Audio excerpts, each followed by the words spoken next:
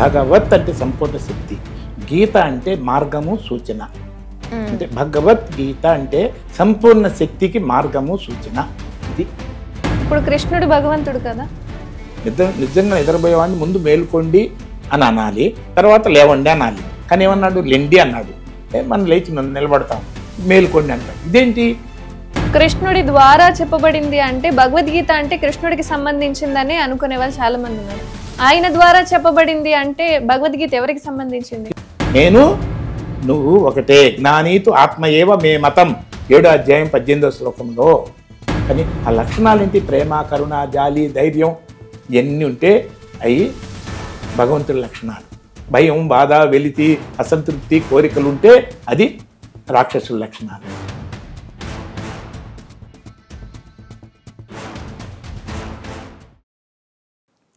అందరికీ నమస్కారం, నేను మీ లక్ష్మి. భగవద్గీతలోని అంశాలు, భగవద్గీత గురించి పూర్తిగా తెలిసిన వ్యక్తి డాక్టర్ ఎడ్లపల్లి మోహన్ రావు గారు నాతో పాటుగా ఉన్నారు. అసలు భగవద్గీత గురించి, అసలు దాన్ని చెప్పిందా, వాళ్ళు ఎవరు, ఏంటి అని పూర్తి అంశాలు ఇప్పుడు మోహన్ రావు గారిని అడిగి తెలుసుకుందాం. నమస్కారం. నమస్తే. గురూజీ, అసలు భగవద్గీత అనేది చాలా మందికి తెలియదు. ఈవెన్ తెలియక మతం మారుతున్న వాళ్ళు ఎంతో మంది ఉన్నారు. ఈవెన్ రీసెంట్ గా నేను కొన్ని ప్రశ్నలు కూడా విన్నాను, అసలు భగవద్గీత అంటే ఏంటి అన్న ధోరణిలో కూడా చాలా అంశాలు తలెత్తాయి. అసలు భగవద్గీత అంటే ఏంటి గురూజీ? భగవద్గీత అంటే ఏంటో భలే ప్రశ్న వేసావు. భగవత్ అంటే సంపూర్ణ శక్తి. మీనింగ్ ఆఫ్ ఆ మాటకి అర్థం భగవత్ అంటే సంపూర్ణ శక్తి, గీత అంటే మార్గము సూచన. అంటే భగవద్గీత అంటే సంపూర్ణ శక్తికి మార్గము సూచన. ఇది అసలు భగవద్గీత అంటే. భగవద్గీతలో ఏముందంటే, ఇప్పుడు వివేకానందుడు all power is with you అన్నాడు. You can do anything and everything అన్నాడు. అనంతమైన శక్తి నీలో ఉంది, నువ్వు ఏదైనా చేయగలవు అని అన్నాడు. అది ఆయన కూడా సొంతంగా అనలా. మానవుడే మాధవుడు, నరుడే నారాయణుడు అని మన హిందూ శాస్త్రాల్లో ఉన్న అనేక మాటలు ఉన్నాయి, అవునా? అటన్నిటి సారమే తీసుకొచ్చి వివేకానందుడు అనంతమైన శక్తిలో ఉంది, లెండి మేల్కొండి అన్నాడు. ఆయన మేల్కొండి లేవండి అనలా. నిజంగా నిద్రపోయేవాడిని ముందు మేల్కొండి అని అనాలి, తర్వాత లేవండి అనాలి. కానీ ఏమన్నాడు? లెండి అన్నాడు. మనం లేచి నిలబడతాం, మేల్కొండి అంటాడు. ఇదేంటి? లేచిన తర్వాత మేల్కోవటం ఏంటి అంటే అనంతమైన శక్తి నీలో ఉంది అని మన శాస్త్రాలన్నీ చెప్తున్నప్పటికీ, వివేకానందుడు కూడా పాపం 100 సంవత్సరాల క్రితమే చెప్పినప్పటికీ, దాంతోపాటు ఎంతో పెద్దవాడు, శాస్త్రాలు తెలిసినవాడు చెప్తూనే ఉన్నప్పటికీ, ఎన్నో సంవత్సరాలు చదివి కష్టపడి ఒక డిగ్రీ కంప్లీట్ చేస్తే ఉద్యోగం రాక అసలు 7-8 సంవత్సరాల తరగతులు చదివేటప్పుడు ఉన్న ఉత్సాహం, ఉల్లాసం 10వ సంవత్సరం వచ్చేసరికి కొంచెం టెన్షన్గా మారుతుంది, ఇంటర్ వచ్చేసరికి ఇంకొంచెం మారుతుంది, డిగ్రీ వచ్చేసరికి ఉత్సాహం దగ్గర టెన్షన్ ఎక్కువై తర్వాత ఏదో ఒక రకంగా పాస్ అయితే 90%లో నీరసం, నిస్పృహ, ఇంకేదైనా చదువుతా ఉంటే ఇంకా అయిపోయింది, ఇప్పటికే టూ మచ్ అయిపోయింది, ఏదో ఉద్యోగం చూసుకుంటే ఒకటి బతకొచ్చు అని రోజుకి శక్తి తగ్గుతుంది కానీ పెరగటలేదు. ఒత్తిడి పెరుగుతుంది, శక్తి తగ్గుతుంది. కానీ ఏ పని చేసినా, ఎవరు చేసినా శక్తి పెంచుకోవటానికి చేస్తారు. శక్తి పెరిగితే ఆనందం పెరుగుతుంది, తృప్తి పెరుగుతుంది, నిండుతనం పెరుగుతుంది, ధైర్యం పెరుగుతుంది, అన్నీ పెరుగుతుంది. దట్ ఈజ్ కాల్డ్ శక్తి. కానీ అది తగ్గుతుంది. కానీ ఎంతటి మూర్ఖుడు కూడా ఉన్న శక్తిని తగ్గించుకోవడానికి ఏం చేయడు కదా. మనం రియల్గా ఏం చేస్తున్నాం? ఇన్ని సంవత్సరాల్లో ఉన్న శక్తి రియల్గా తగ్గుతుంది, ఉత్సాహం తగ్గుతుంది, ఒత్తిడి పెరుగుతుంది. మరి ఇంత కష్టపడి, ఇన్ని సంవత్సరాలు కష్టపడి చదువుతున్న మన వాళ్ళు డబ్బులు పెట్టి ఇంత చేస్తుంటే, మరి అనంతమైన శక్తి నీలోనే ఉందంటే, నాలో అనంతమైన శక్తి ఉంటే, అనంతమైన శక్తి ఏంటి నాలోనే ఉంటే నాకు ఎందుకు తెలియట్లేదు, అది ఏంటి అనే ఆలోచన ఎంతమంది చేస్తున్నారు? ఎవరు చేయడం లేదు. అంటే అదే ఆ ఆలోచన చేయటమే మేలుకోవటం అనేది. కనీసం ఆలోచన చేసిన తర్వాత తెలియకపోతే ఎవరొకరిని అడుగుతాం, అవునా? ఆలోచన చేస్తే తెలుసుకోవాలని ఆరాటం పెరుగుతుందిగా. తెలియపోయినా కూడా అప్పుడు ఎవరొకరిని అడుగుతాం. ఈవెన్ వివేకానందుడు చిన్నప్పుడు ఇది మీ దేవుణ్ణి చూసి, ఎవరిని పెద్దవాళ్ళని కలిసినా మీరు దేవుణ్ణి చూశారంటే ఎవరు సమాధానం చెప్పలేదట. చివరికి రామకృష్ణ పరమహంస ఆయన ఆయన చెప్పాల్సిన విధంగా చెప్పాడు. ఈయనకు అర్థమైంది. అర్థమైంది. అవునా? మరి ఆరాటం ఉండబట్టే కదా ఆయన అందరిని అడుగుతా వెళ్ళాడు. మరి వివేకానంద అంతా తెలుసుకున్న తర్వాత సింపుల్ భాషలోనే అనంతమైన శక్తి నీలో ఉంది, ఆల్ పవర్ ఈజ్ విత్ అని చెప్తే దాని గురించి అయినా ఎవరన్నా ఇది ఈ మాటలు ఎన్నో స్కూల్స్ కాలేజీలో నేను వెళ్ళిన చోట వివేకానంద వర్డ్స్ అక్కడ అంటించి ఉంటాయి, కొటేషన్ రాసి ఉంటాయి. కానీ ఎవరు కూడా దాని గురించి పట్టించుకున్న వాళ్ళు లేరు. అంటే పీపుల్ ఆర్ స్టిల్ స్లీపింగ్, అంటే దేర్ ఇంటెలిజెన్స్ ఈజ్ స్లీపింగ్. అంటే భగవంతుడు పొద్దున్నే నీలోనే ఉన్నాడు అన్న. లెగుస్తున్నారు, స్నానాలు చేస్తున్నారు, కొత్త బట్టలు వేసుకున్నారు, పౌడర్లు రాసుకున్నారు, ఇన్ని చేసుకున్నారు, స్ట్రోకులు కొడుతున్నారు, అబ్బాయిలు అయితే మోటార్ సైకిల్ వేసుకుంటున్నారు, చేస్తున్నారు. కానీ అనంతమైన శక్తి నాలో ఉంటే నాకు ఎందుకు తెలియట్లేదు, దాని గురించి మాత్రం ఆలోచన, ఆ రకమైన తెలివి నిద్రపోతూనే ఉన్నది. అది సో మళ్ళీ దాన్ని నిద్రలే. ఒకప్పుడు ఇది వివేకానందుడు 100 సంవత్సరాల కింద వాడైతే, 150 సంవత్సరాల కింద వాడైతే, భగవద్గీత 5000 సంవత్సరాల క్రితం. అది కూడా అంత ముందు కూడా ఈ జ్ఞానం ఉంది. కానీ మళ్ళీ కృష్ణుడు ద్వారా కృష్ణుడు మామూలు కృష్ణుడు కాదు, యోగీశ్వరుడు. అంటే యోగులందరికన్నా కూడా సుప్రీం అన్నమాట, అంతటి యోగ స్థితిలో ఉన్నవాడు అనమాట యోగీశ్వరుడు. జగద్గురువు అంటే జగత్కు ఉంటే జగత్ అందరికీ గురువు అని అనుకోవటం ఒక ఎత్తు అయితే, జగత్ అంటే జ అంటే పుట్టి, గత్ అంటే పోయేది. జ అంటే పుట్టి, గత్ అంటే పోయేది. అవునా? మన ముందు కనపడే అన్నీ పుట్టిపోయాయి. అదే కాదు ఇక్కడ ఈ స్టూడియోలో ఇక్కడ కూర్చున్న తర్వాత అక్కడ కెమెరా ఉంది, కాసేపు కెమెరా అనే ఆలోచన నా మనసులోకి వచ్చింది, పుట్టింది, పోయింది. కాసేపు మిమ్మల్ని చూస్తుంటే మీరు బాగా చక్కగా వింటున్నారు అనే ఆలోచన నా మనసులో కలిగింది, పోయింది. అంటే కాసేపు కెమెరా అనేది నా మనసులో పుట్టిపోయింది, మీ గురించి మీరు శ్రద్ధగా ఉన్నారనే ఆలోచన పుట్టిపోయింది, ఇక్కడ ఒక లైట్ వెలుగుతుందనే ఆలోచన పుట్టిపోయింది. మరి మన గురువుగారు ఇది శర్మ గారు అక్కడ అటు ఇటు తిరుగుతున్నారు అని ఆలోచన పుట్టిపోయింది. అంటే అసలు మాటికి జరిగే జగత్ ఏంటంటే, మన మనసులో మనం ఈ చుట్టుపక్కల ఇన్ని రకాలు ఉన్నా, గతం నుంచి మనం ఎన్నో వందల వేల విషయాలు మన మనసులో తెచ్చిపెట్టుకున్న లోపల ఉన్నప్పటికీ అవన్నిటిని మనం అనుభవించట్లేదు. ఈ క్షణంలో మన మనసులో ఏ ఆలోచన ఉన్నదో దాన్నే మనం అనుభవిస్తున్నాం. అవన్నీ పుట్టిపోతున్నాయి అవన్నీ అంటే ఆలోచన అంటే ఏంటి? జగత్ అంటే ఈ క్షణంలో జగత్తు, నెక్స్ట్ జన్మలో ఇంకొక జగత్తు, నెక్స్ట్ జన్మలో పుట్టిపోయే ఆలోచన అంటేనే జగత్. అందులో ఏది ఉందో అదే మనం అనుభవిస్తున్నాం. ఎన్ని వచ్చిపోయాయి. గురుజీ, ఇందాక మీరు కృష్ణుడి ద్వారా చెప్పబడింది అంటే భగవద్గీత అంటే కృష్ణుడికి సంబంధించిందని అనుకునే వాళ్ళు చాలా మంది ఉన్నారు. ఆయన ద్వారా చెప్పబడింది అంటే భగవద్గీత ఎవరికి సంబంధించింది? చెప్పాను కదా, ఉదాహరణకి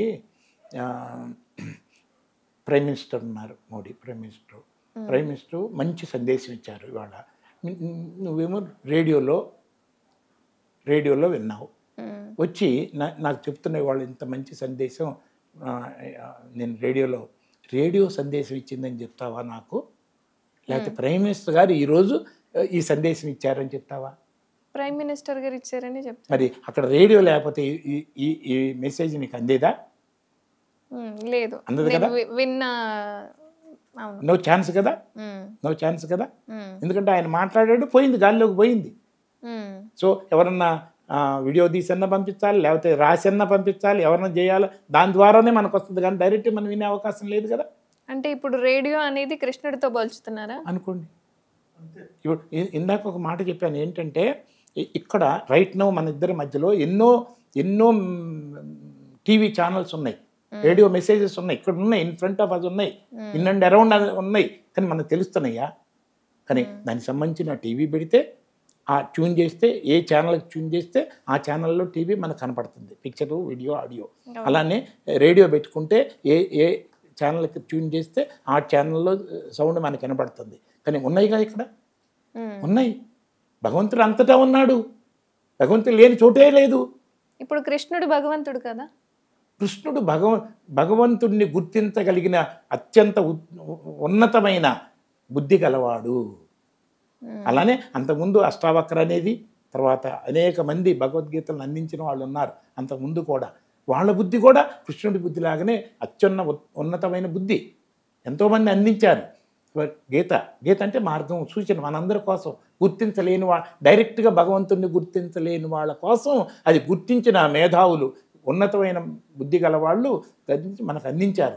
కానీ ఈ అందించబడిన ఈ మార్గాలు ఈ సూచన గీత కదా, ఇందులో భగవద్గీత అంటే కృష్ణుడు అందించిన భగవద్గీతకి ఎక్కువ ప్రాచుర్యం లభించింది, ఎక్కువ ప్రాచుర్యం లభించింది. కాబట్టి తత్మయన్ని మనం తక్కువగాను, ఇది కొంచెం ఎక్కువగాను మన ప్రచారంలో ఉన్నది.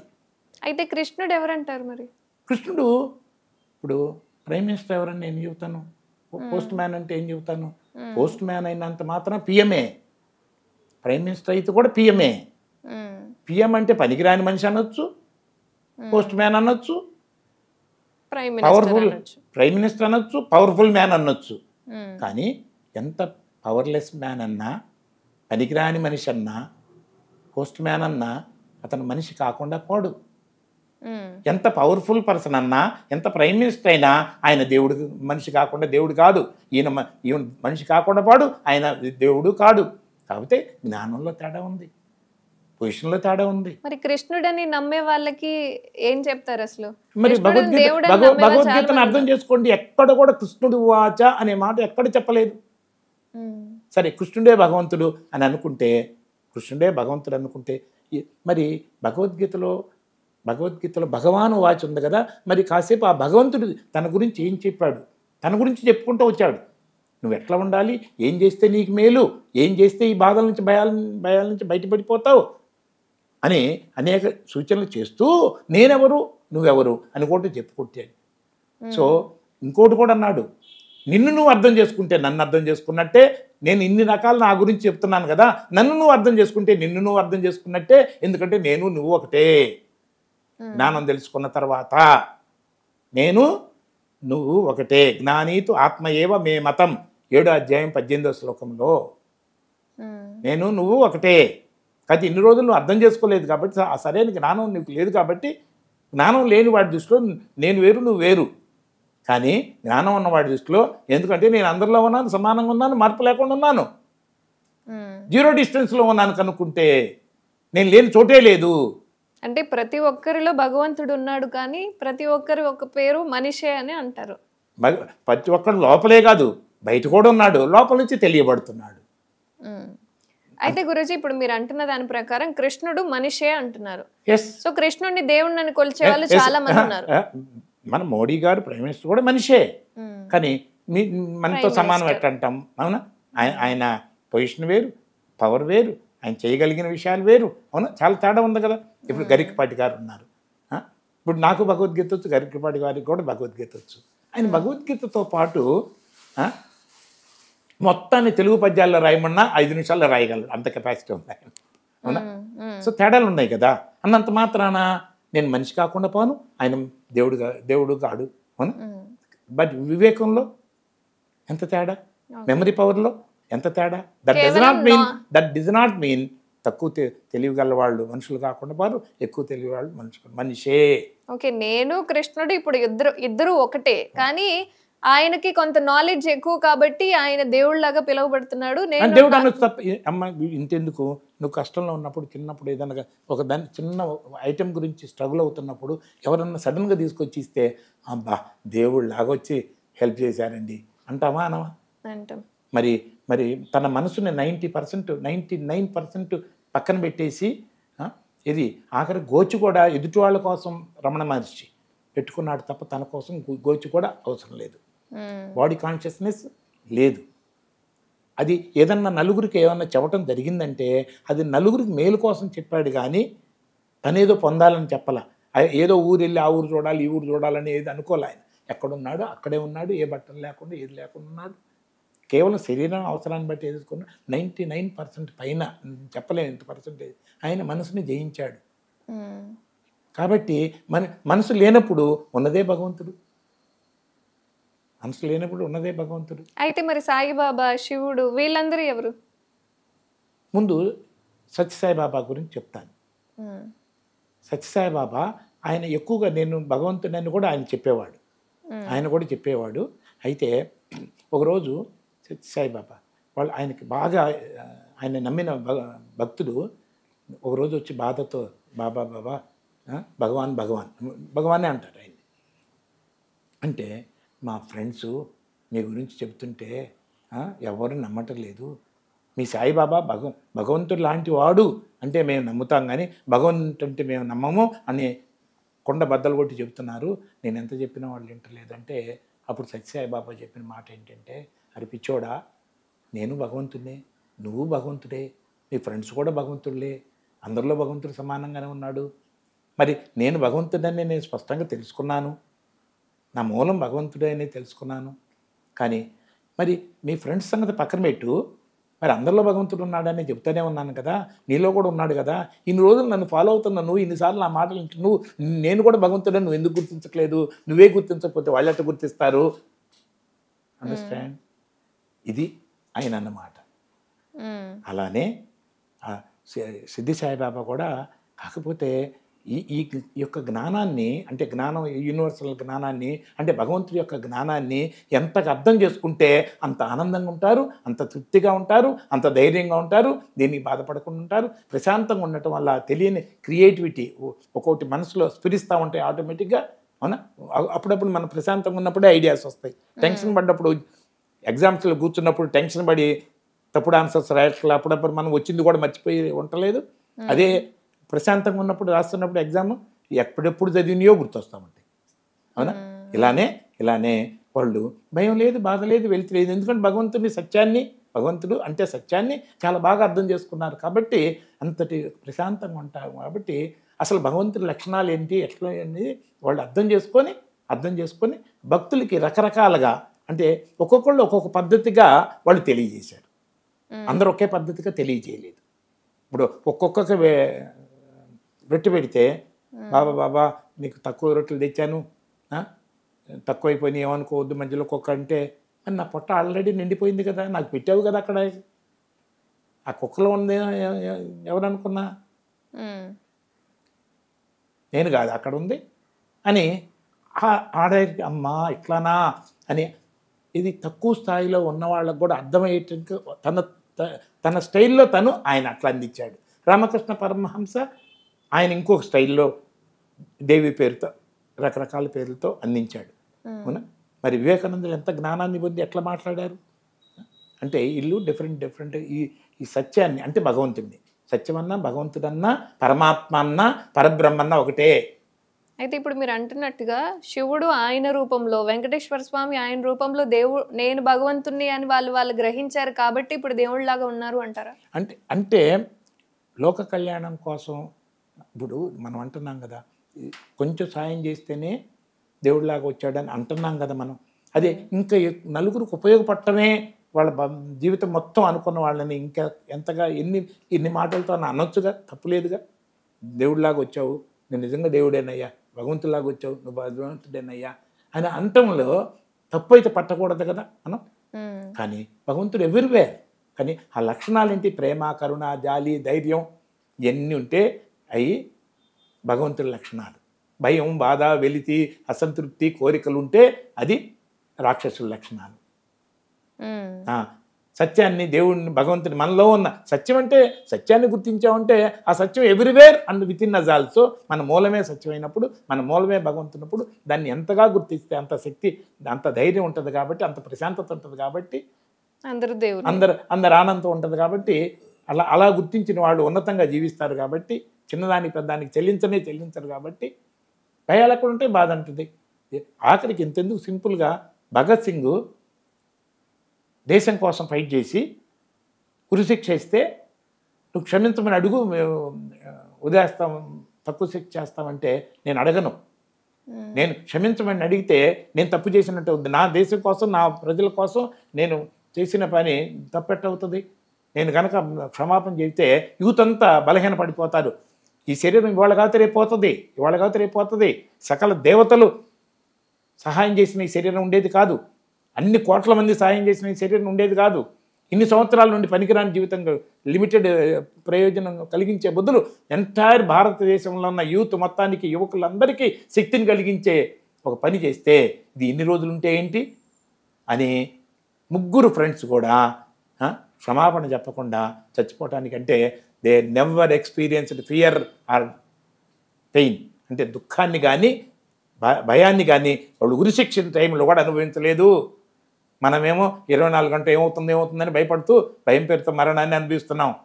Fear is death, fear is sin, fear is unrighteousness. భయమే మరణము, భయమే పాపము, భయమే నరకం అని వివేకానందుడు ఎంత సింపుల్ భాషలో కూడా చెప్పాడు కదా. మరి ఈ కోరుకొని ఇది మనం ఏర్పరచుకుంటే వచ్చేయే కానీ భయాలు కానీ బాధ కానీ ఎవరు కూడా నేను బుద్ధి లేదు మీకు ఈ మాత్రం తెలియదా అంటే మీరు బాధపడవచ్చు, స్టన్ అవ్వచ్చు, ఇదన్నా అవ్వచ్చు, దీని వెనక ఏముందన్న ఆలోచన చేయొచ్చు. ఇవన్నీ కాకుండా ఏ బాధ వల్ల ప్రయోజనం లేదో ఆ బాధపడుతూ ఉంటే బాధను అనుభవిస్తున్నావు, కోరుకొని బాధను అనుభవిస్తున్నావు. దానివల్ల ఫర్దర్గా నీ ఉన్న తెలివి కూడా కొంచెం డౌన్ అయిపోతుంది, నష్టమే జరుగుతుంది. సో ఎక్కడ ఏం జరిగినా ఎదుటి వాళ్ళు నిన్ను మెచ్చుకున్నా అవమానించినా బాధ పట్టమా పడకపోవటం అనేది always it is our choice అనేది మనకు తెలియదా? తెలుసు. ఒక టీచర్ క్లాసులోకి వెళ్ళి ఒక్కోసారి హెడ్ మాస్టర్ ఆ టీచర్ని దిగితే టీచర్ వెళ్ళి క్లాసులో అందరినీ పిచ్చ తిట్టేస్తే కొంతమంది ఏమో అనవసరంగా తిడుతుందని బాధపడే వాళ్ళు ఉన్నారు, కొంతమంది ఏమో అసలు పట్టించుకోకుండా తలంచుకొని నవ్వుకునే వాళ్ళు ఉన్నారు, కొంతమంది ఏమో ఇంకో రకంగా బాధపడుతున్నారు. ఏంటి ఏమై ఉంటుంది టీచర్కి, ఎప్పుడు ఇట్లా తిట్టదే అని అట్లా ఫీల్ అయ్యేవాళ్ళు కొంతమంది ఉన్నారు. ఇన్ని రకాలు జరుగుతుంటే మరి నిజంగా టీచర్ తిట్ల వల్లే బాధ కలిగితే అందరూ సమానంగా బాధపడాలి. అట్లా జరగట్లేదు కదా. జరుగుతుందా? పైపెచ్చు ఇద్దరు పిల్లలు ఆమె తిట్టి కొంచెం వరండాలోకి వెళ్ళితే బయటికి ఆమెతో పాటు బయటికి వెళ్ళి టీచర్ ఏమైంది అంటే వాళ్ళు గ్రహించారు టీచర్ మనసులో ఏదో బాధ ఉన్నది, ఏదో ఒత్తిడి ఉన్నది. ఆ బాధ ఒత్తిడితోనే ఆమె ఈరోజు ఇట్లా అందరిని తిడుతుంది అని వాళ్ళు తిడుతుందనే తక్కువతనాన్ని కానీ బాధను కానీ వాళ్ళు అనుభవించాల. పైపెచ్చు ఏం బాధపడుతుందని గుర్తించడం వల్ల వాళ్ళ మనసులో టీచర్ ఎడల ప్రేమ, కరుణ, జాలి, ఆ బాధను తగ్గించాలని బాధ్యత, సర్వశక్తులు పెరుగుతున్నాయి వాళ్ళలో. వేరే వాళ్ళ బాధపడే వాళ్ళకి బాధగా పెరుగుతుంది, టీచర్ మీద కోపం పెరుగుతుంది, రిలేషన్స్ దెబ్బతింటున్నాయి. సో మరి ఇన్ని రకాలు ఉంటే మరి టీచరు మరి వాళ్ళల్లో అంత జ్ఞానాన్ని పెట్టి పెంచినట్ట, వీళ్ళకి బాధ కలిగించినట్ట, పట్టించుకోకుండా తలంచి నవ్వుకుంటుంటే వాళ్ళకి ఎంటర్టైన్మెంట్ కలిగించినట్ట ఏంటి అంటే ఏది జరిగినా సరే సమస్య ఏంటి, దాని వెనక బాధపడటమా బాధ్యత స్వీకరించటం అనేది ఛాయిస్ మన చేతిలో ఉంది. బాధపడితే బాధ్యత తెలియదు, బాధ్యత ఉంటే బాధ తెలియదు. ఎన్ని కామన్ సెన్స్. భగవద్గీతలో చెప్పింది ఇదే మాట. నీకు ఏమి జరిగినా బాధపడే హక్కు లేదు, భయపడే హక్కు లేదు. ఏ బాధను నువ్వు కోరుకుంటున్నావో, ఏ భయాన్ని నువ్వు కోరుకుంటున్నావో, ఏ బాధ కోరుకోవట్లేదో, ఏ బాధపడటం వల్ల భయపడటం వల్ల ఉన్న శక్తులన్నీ నాశనమై ఇంకా నష్టాన్ని అనుభవిస్తావో ఆ బాధపడే హక్కు నీకు లేదన్నాడు. కానీ బాధపడొద్దనే మాట భగవాన్ వాచ కాదది. సో మనం కోరుకోవట్లేదు, భగవంతుడు నీకు ఈ హక్కే లేనప్పుడు భగవంతుడు కలిగిస్తాడా మనలో? మరి ఎవరు కలిగిస్తున్నారు? ఎదుటి వాళ్ళ కాదు, మనమే. 6వ అధ్యాయంలో 5వ శ్లోకంలో 2వ లైను, ఆత్మ ఏవహి, నిశ్చయముగా నీ మనసు మాత్రమే, ఆత్మనో బంధు ఆత్మ ఏవ రిపురాత్మన, నిశ్చయముగా క్లియర్గా నీ మనసు మాత్రమే నీ శత్రువు, నీ మనసు మాత్రమే నీ మిత్రుడు. అయింది, జరిగింది. ఇప్పుడు నేనేం చేయాలి అంటే 100 కోటి సమస్యలకి అనంత కోటి పరిష్కారాలు లోపల నుంచే వస్తాయి. ఏం చేయాలంటే ఇట్టెందుకు అయిందంటే you are denying the truth. అంటే జరిగిపోయిన దాన్ని ప్రపంచంలో ఏ శక్తి మార్చలేదు, 800 కోట్ల మంది కూడా మార్చలేదు, చక్కల దేవతలు కలిసి కూడా మార్చలేరు జరిగిపోయిన దాన్ని. అయినా ఇట్టెందుకైంది అని అనుకుంటుంటే 2 ఎంటుకలు రాళ్ళు కింద పడ్డా కూడా విపరీతమైన బాధ వచ్చేస్తుంది. ఏమైపోతానంటే ఇంకా 4 ఎంట్రుకలు ఊడిపోతాయని దాని గురించి ఎక్కువ ఆలోచిస్తుంటే విపరీతమైన టెన్షన్ వచ్చేస్తుంది. ఏమైపోతాను అంటే అనుకోకూడదు అంటారా? ఏదైనా సమస్య వచ్చినప్పుడు ఏం జరుగుతుంది ఏంటి అని అది ఆలోచించడం. ఎంట్రుకలు రాలిపోయినాయా, ఓకే రాలిని, ఎందుకు రాలిని, ఇట్టెందుకైంది, నాకెందుకైంది అని కాదు, ఎందుకు రాలిని, మళ్ళీ రాలకుండా ఉండాలంటే ఏం చేయాలి అని ఆలోచిస్తేనే తెలియ పెరుగుతుంది. ఇట్టెందుకైందంటేనే బాధ కలుగుతుంది, ఏమవుతానంటే భయం కలుగుతుంది. అసలు మీరు కాదు, ఇక్కడ కూర్చున్న 100 మంది మన శర్మ గారు జాతకాలు చెబుతారు కదా, నాకు ఒక్క జాతకం వచ్చు, నేనేమవుతాను అని అడగండి, అన్ని శరీరాలు నాశనం అవుతాయి అని చెప్తాను నేను గ్యారంటీగా. This the truth. ఈ ప్రపంచంలో ఏ శక్తి కూడా, సకల దేవతలు కూడా ఈ శరీరాన్ని కాపాడలేరు.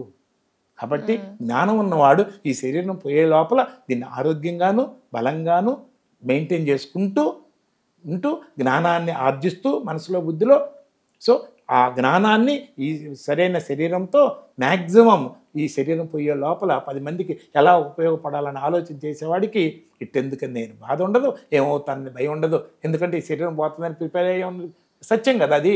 కాబట్టి భయం ఉండదు, బాధ ఉండదు. అప్పుడు ప్రశాంతత, ఏకాగ్రత, జ్ఞాపక శక్తి, సర్వశక్తులు నీలో ఉంటాయి. జీవించడం జరుగుతుంది. లేకపోతే ఏమవుతాను అంటే బతకడం జరుగుతుంది. Trying to avoid death is బతకటం. So living with love, happiness, power, peace అనేది రియల్గా జీవించటం. Living is different from surviving. గురుజీ, రీసెంట్గా నేను ఒక ఇంటర్వ్యూ చేశాను ఒక పాస్టర్ది. ఆయన్ని భగవద్గీత దాని గురించి ఆయన మాట్లాడే విధానం ఏంటి అంటే, భగవద్గీత అనేది ఒక యుద్ధం, ఒక అన్నదమ్ముల మధ్య జరిగింది, కుటుంబీకుల మధ్య జరిగిన ఒక సమస్య అని చెప్పి ఆయన చెప్పడం జరిగింది.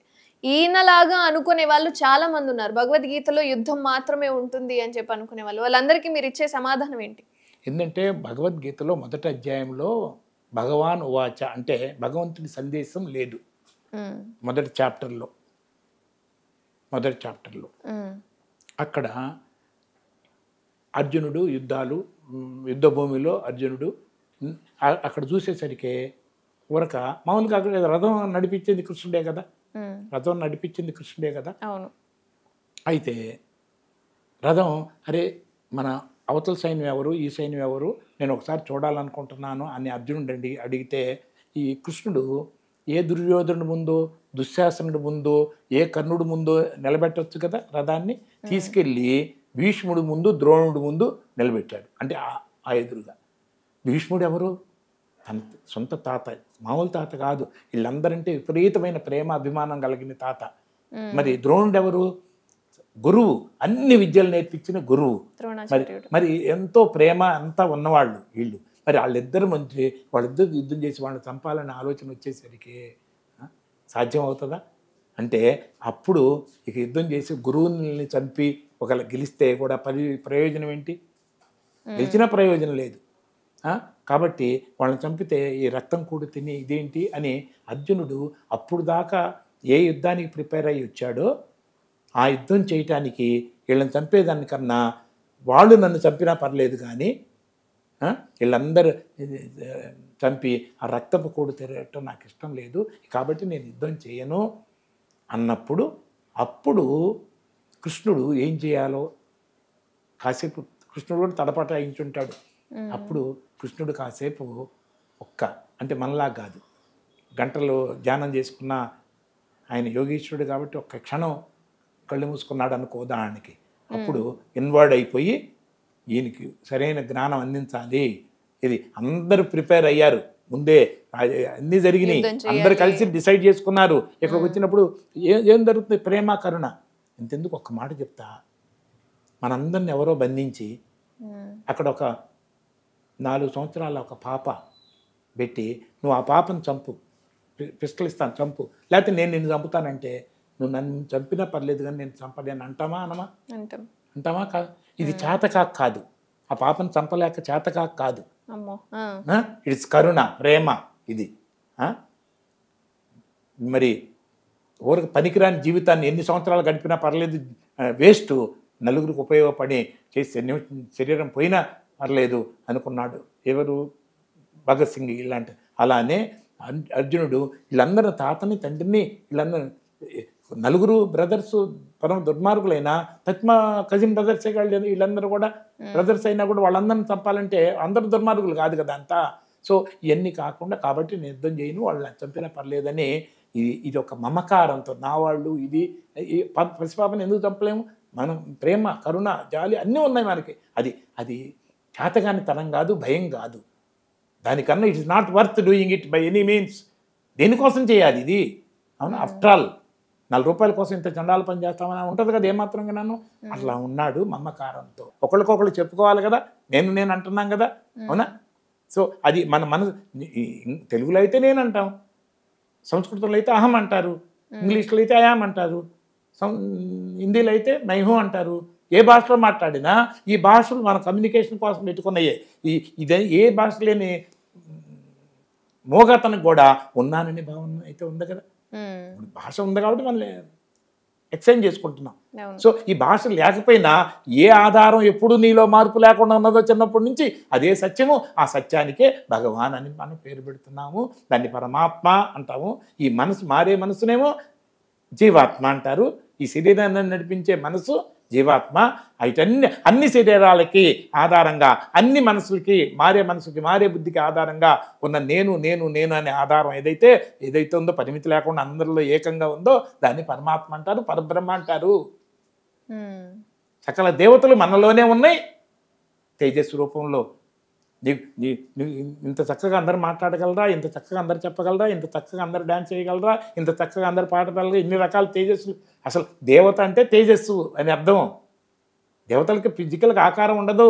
ఉమ్, అన్ని రకాల తేజస్సు మనలోనే హిడెన్గా ఉన్నాయి. ఏ తేజస్సుని బయటకు తెప్పించుకోవాలంటే అందులో ఎక్స్పర్ట్ అయిపోతాం మనం ప్రాక్టీస్ చేస్తే. కానీ ఫస్ట్ డ్యాన్స్ నేర్చుకోవాలని వెళ్తే అక్కడ అందరూ చాలా బాగా వేస్తే మొదట్లో 2 తప్పులు వేసామనుకో, నేర్చుకోవాలని వెళ్ళాం కానీ నీకు భయం వేస్తుంది. భయం ఉన్నప్పుడు ఇంకా తడబడతానే ఉంటుంది. నీ భయాన్ని పోగొట్టడానికి నాట్యాచార్య ఎవరు, శివుడు నీ నాట్య భంగిమలో చూపిస్తాడు కదా. అవునా? చూడు, ఆయనకి మొక్కుకో, ఆయనకి పూజ చెయ్యి, ఆయన నీకు అన్నీ నేర్పిస్తాడు. నువ్వు ఎవరైతే వాళ్ళు బాగా చేసి నిన్ను ఎక్కిరిస్తున్నారని నువ్వు అనుకుంటున్నావో వాళ్ళందరిని మించిన డాన్సర్ నువ్వు అవుతావు ఆయన ఆశీస్సులుంటే అని ఒక నమ్మకాన్ని పెంచటానికి. ఎప్పుడైతే నమ్మకం పెరిగిందో భయాలు తగ్గుతాయి. భయాలు తగ్గినప్పుడు అప్పుడు నీలో దాగి ఉన్న ఇంట్రెస్ట్ సాధన వల్ల ఆ నాట్య అనే తేజస్సు బయటకు వస్తుంది. పాట పాడటం అట్లానే ప్రాక్టీస్ చేస్తే మొదట గొంతుకి అనొచ్చు, ప్రాక్టీస్ చేస్తే ఎక్స్పర్ట్ అయిపోతారు. అట్లానే సకల తేజస్సులు మనలోనే ఉన్నాయి. దేన్ని సాధన చేస్తే అది బయటకు వస్తుంది. ఆ సాధన చేసేటప్పుడు మనకు వచ్చే భయాన్ని తొలగించుకోవటానికి లోపలున్న ఆ తేజస్సుకి, నాట్యం అనే తేజస్సు, గానం అనే తేజస్సు, అనేక రకాల తేజస్సులకి ప్రతిరూపంగా అక్కడ మూర్తుల్ని పెట్టి ఆ మూర్తిని ఆరాధన చేస్తే నీకు ఆ శక్తి వస్తుందని ఒక నమ్మకాన్ని పెంచి ఆ నమ్మకం ద్వారా మనలో ఉన్న భయాన్ని తొలగించడం వల్ల ప్రశాంతత, ఏకాగ్రత, జ్ఞాపక శక్తి, సృజనాత్మకత, సర్వశక్తులు మనలో నుంచి లోపల ఉన్నాయి బయటికి రావడానికి అవకాశం కల్పిస్తున్నారు ఈ బయట ఉన్నాయి. కానీ అసలైతే లోపలే ఉన్నాయని సకల దేవతా శక్తులు కూడా వీటన్నిటికీ ఆధారమైన నేను నేను నేను అనేది అందరిలో సమానంగా ఉన్నది. అది భగవాన్. పరిమితి లేనిది, మార్పు లేనిది, నాశనం లేనిది. పరిమితి లేదు కాబట్టి అనంతం, మార్పు లేదు కాబట్టి శాశ్వతం, సత్యం. సత్యం అనంతం. దీనికి పెట్టిన పేరే పరబ్రహ్మ. బ్రహ్మ అంటారు. భగవద్గీతది యుద్ధమా లేకపోతే ఏంటి అనేది ప్రశ్న. యుద్ధం అంటే అది యుద్ధమైన సందర్భంలో వచ్చినప్పటికీ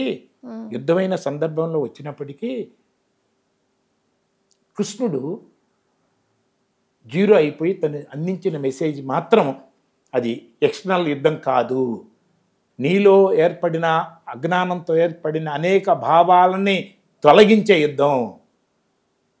భయాన్ని కల్పించే ఆలోచనల్ని, బాధను కల్పించే ఆలోచనల్ని, నేను తక్కువనే ఏర్పరచుకున్న ఆలోచనల్ని, నేను తక్కువ నేను ఎక్కువ అనే ఈ రకాల పనికిరాని తప్పుడు భావాలన్నీ ఏదైతే ఉన్నాయో వీటన్నిటిని తొలగించే గట్టి ప్రయత్నమే.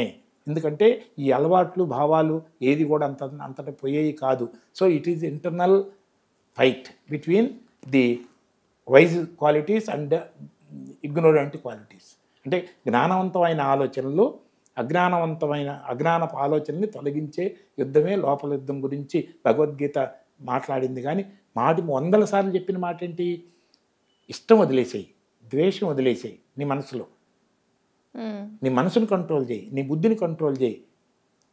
నేను సత్యమనే భావాన్ని నీ మనసులో పెట్టుకో, నీ బుద్ధిలో పెట్టుకో.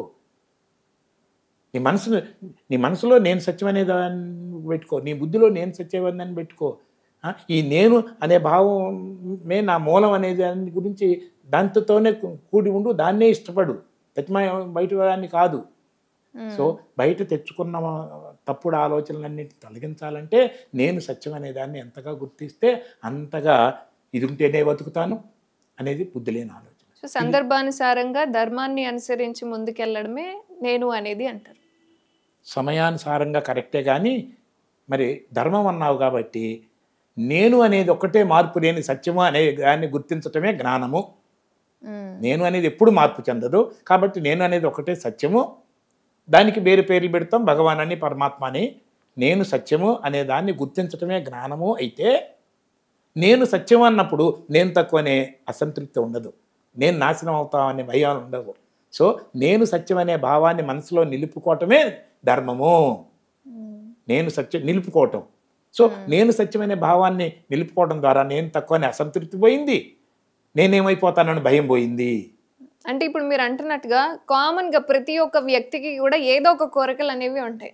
ఇప్పుడు ఏదైనా ఒక పని చేసినా సరే ఇందులో సక్సెస్ అవ్వాలి అని, లేదా దేవుడి దగ్గరికైనా నాకు ఇది కావాలి దేవుడా అని చెప్పి ఆయన్ని అడగడం కానీ, ప్రతి ఒక్కరికి ఏదో ఒక కోరిక అనేది ఉంటుంది. ఇవన్నీ లేకపోవడమే నేను అని మీరు అంటున్నారు, ఇవన్నీ ఉన్న వాళ్ళే వ్యక్తులని నేను అంటున్నాను. వ్యక్తులు అంటే వ్యక్తమయ్యేవాళ్ళు, వ్యక్తమయ్యేవాళ్ళు. నువ్వు చెప్పింది కరెక్ట్. వ్యక్తమయ్యే వాళ్ళకి ఇవన్నీ కోరికలు ఉన్నాయి. అవును, ప్రతి ఒక్కరికి ఉంటాయి కదా కామన్. చాలా బాగా వినేవాళ్ళు శ్రద్ధగా వింటే నేను బాగా చెప్పే కోరికలు ఉన్నాయి, కరెక్టే, 100%. కానీ ఈ కోరికలు అన్నిటికీ వందల వేల కోరికలు ఉన్నాయి, వందల వేల కోరికలు. తర్వాత ఇంకొకటి మొదలవుతూనే ఉంది. ఇది కరెక్టే కదా. మామూలుగా ఎగ్జాంపుల్ కూడా చెప్తారు. ముందు ఏమి లేనివాడు కార్పొరేటర్ అయితే అని ఆశపడతా ఉంటాడు, అబ్బా జీవితమే ఇది. కార్పొరేటర్ అయిన తర్వాత 4 రోజుల తర్వాతే ఎమ్మెల్యే అవ్వాలనుకుంటాడు, ఎమ్మెల్యే అయిన తర్వాత 4 రోజుల తర్వాత మినిస్టర్ అవ్వాలి, మినిస్టర్ అయిన తర్వాత చీఫ్ మినిస్టర్ అవ్వాలనుకుంటాడు, ఇది అయిన తర్వాత ఇది అవ్వాలనుకుంటాడు. మరి ప్రైమ్ మినిస్టర్ అయితే మళ్ళీ నెక్స్ట్ టైం ప్రైమ్ మినిస్టర్ అవ్వాలి. అదే కాదు, పశ్చిమ దేశాలు కూడా మన కంట్రోల్లో ఉండాలంటాడు. అంటే దెర్ ఇస్ నో లిమిట్, పదవి కంటిన్యూ అవ్వాలి, there is no limit. Agreed. అయితే ఈ కోరికలన్నీ ఎందుకు వస్తున్నాయి? ఇన్ని రకాల కోరిక. ఒకటే అడుగుతా స్ట్రైట్గా, బాగా మీరు మీ తెలివితో మీ అనుభవంతో మీరు ఆలోచిస్తే కానీ అర్థం కాదు ఇది. ఏ కోరికన్నా తృప్తి కోసమా, తృప్తిని తగ్గించుకోవటానికి కోసమా? ఏ కోరికైనా సరే, నువ్వు 4 రూపాయలు సంపాదించాలనుకున్నా తృప్తి కోసమే. అప్పుడప్పుడు 4 రూపాయలు ఎవరికన్నా డొనేషన్ ఇస్తావు, అవునా? తక్కువైనా సరే ఎక్కువ, ఎప్పుడన్నా ఎవరు ఏం ఎక్స్పెక్ట్ చేయ, అయ్యో పాపాన్ని ఇచ్చావు. ఇచ్చినప్పుడు నువ్వు తృప్తిని పొందావా, తృప్తిని తగ్గించుకున్నావా? అక్కడ తృప్తి పొందాను అంటే అక్కడ నువ్వు ఇచ్చినా తృప్తి కోసమే, ఇక్కడ నువ్వు తీసుకున్నా తృప్తి కోసమే. కరెక్టేనా? కరెక్ట్. మరి ఇప్పుడు మంచి డ్రెస్ వేసుకున్నా తృప్తి కోసమే, ఇంటికి వెళ్ళిన తర్వాత ఆ డ్రెస్సులను బట్టి పడేసి లూజ్ డ్రెస్ వేసుకున్నా తృప్తి కోసమే. అంటే ఏ పని చేసినా తృప్తి కోసం. అగ్రీ? ఇది ఇందాక అన్ని వరుసలు చెప్పామే, కార్పొరేటర్ అని, ఎమ్మెల్యే అని, మినిస్టర్ అని, ఏవో వందలు ఉంటాయి, బోల్డ్ ఎన్ని ఉంటాయి. ఎన్ని ప్రతిదీ కూడా తృప్తి కోసమే. ఇక్కడ అవుతాడు అప్పుడే తృప్తి అని అనుకున్నాడు, కానీ అక్కడికి వెళ్ళి చూసిన తర్వాత ఇంకా తృప్తి లేదు, అవునా? అక్కడ ఉందని అనుకున్నాడు, తృప్తి లేదు. మళ్ళీ ఎంత ఇంతెందుకు నాకు శక్తి ఉంది. మీకు వినేవాళ్ళకు కూడా ఎంత శక్తి నాలో ఉందంటే అన్లిమిటెడ్ శక్తి ఉంది. ఇప్పుడు నీకు ఉదాహరణకి నువ్వు నాకు నచ్చావు కాబట్టి నేను నీకు గిఫ్ట్ ఇస్తున్నా. కాసేపు జస్ట్ నమ్మాలి, కాసేపు నమ్మాలి టెంపరీగా. ఏమిస్తున్నాను? ఈ ప్రపంచం మొత్తం నీకు ఇచ్చేస్తున్నా with all the powers, because I have got the power to give. ఇచ్చేసి ఒకప్పుడు అయితే మాట అంటే మాటే.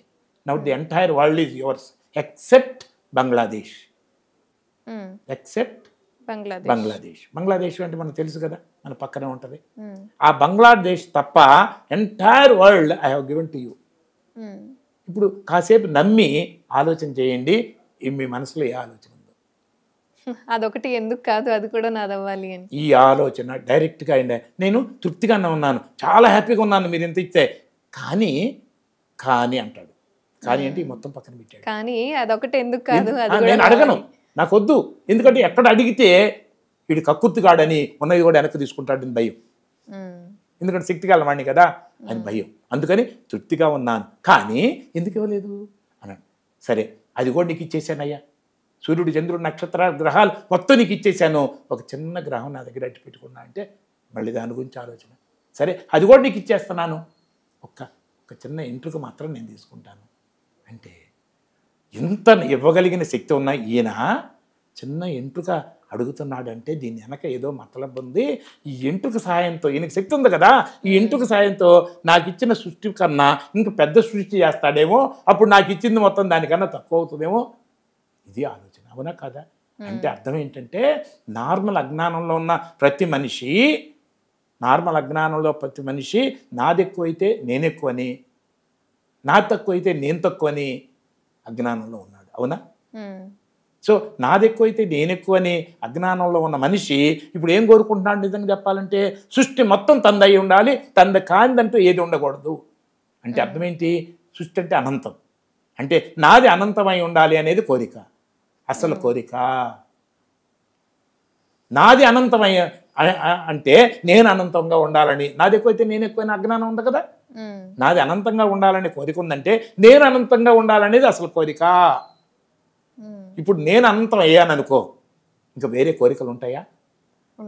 మరి నేను అనంతం అనే స్థితిని పొందేంత వరకు కోరికలు ఆగుతాయా? సో మరి నేను అనంతం అనేదాన్ని ఎట్ట పొందాలి?